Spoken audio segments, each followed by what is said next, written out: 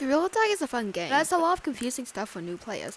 So that's why I'm going to be showing you the stuff that you need to know if you're a new player. By the way, this is not skill. This is just knowing stuff.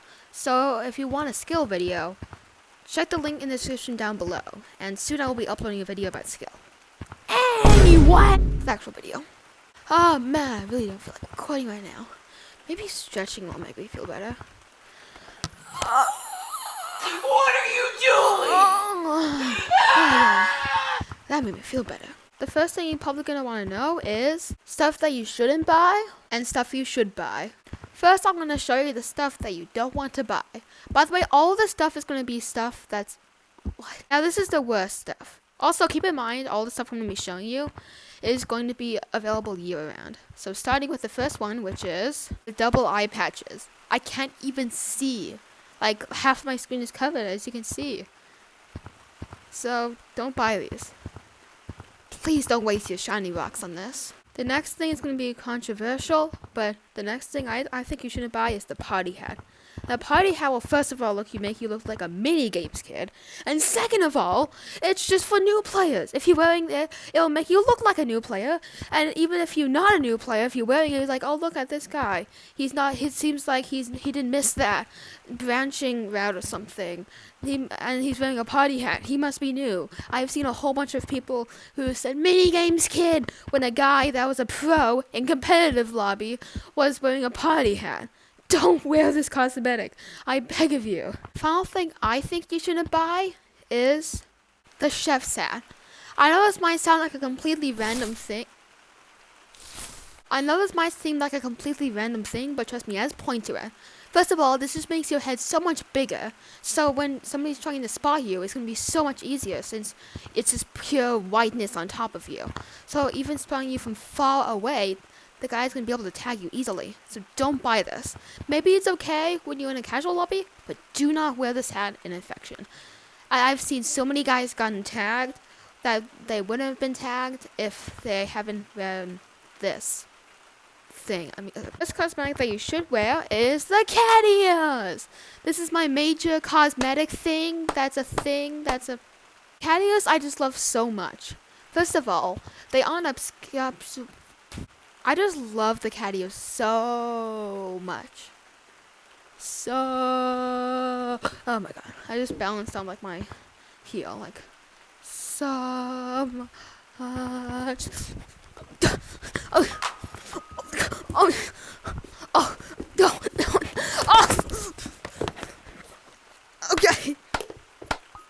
Okay. I don't know what the heck that was. Okay. Anyways, this doesn't make it easy to spot you and tag you, but it also looks cool. Now the next thing you should buy that's available all year round is actually the I love Gorilla Tag shirt. I love Gorilla Tag shirt. I know it's a weird pick, but I just really like it. As you can see the place that the camera goes. And you can see the camera in the mirror. That's weird, and it's such low quality. You can't even see how long I've been recording for. It's 8 minutes and 13 seconds, but you know. The third and final thing that I think you should buy that's available all year round is the headphones. I don't know how to explain this. It's basically just the same as the cat ears, except different.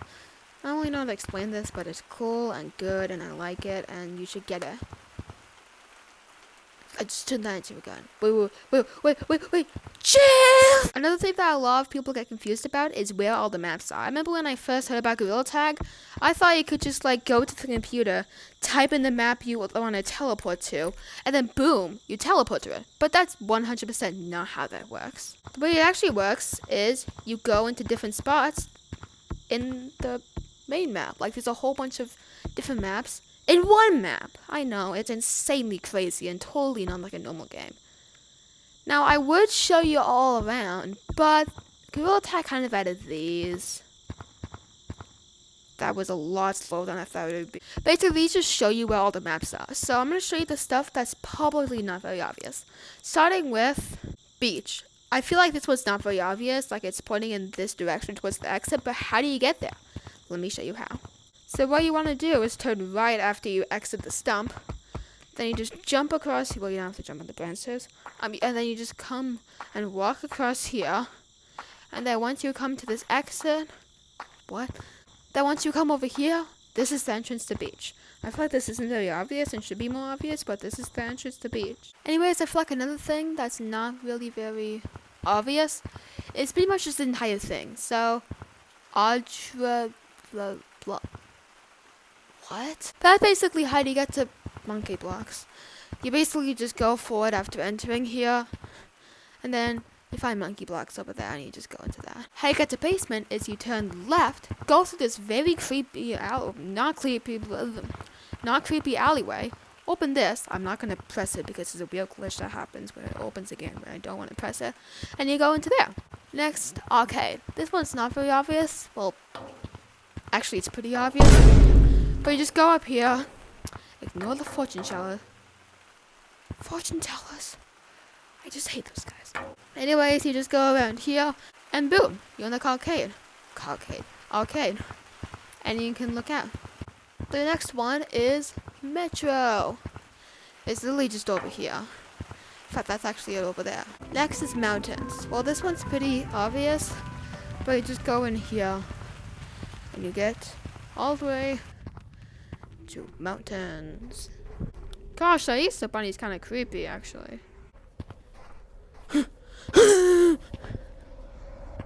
Cool. So, that's pretty much all the confusing map placements.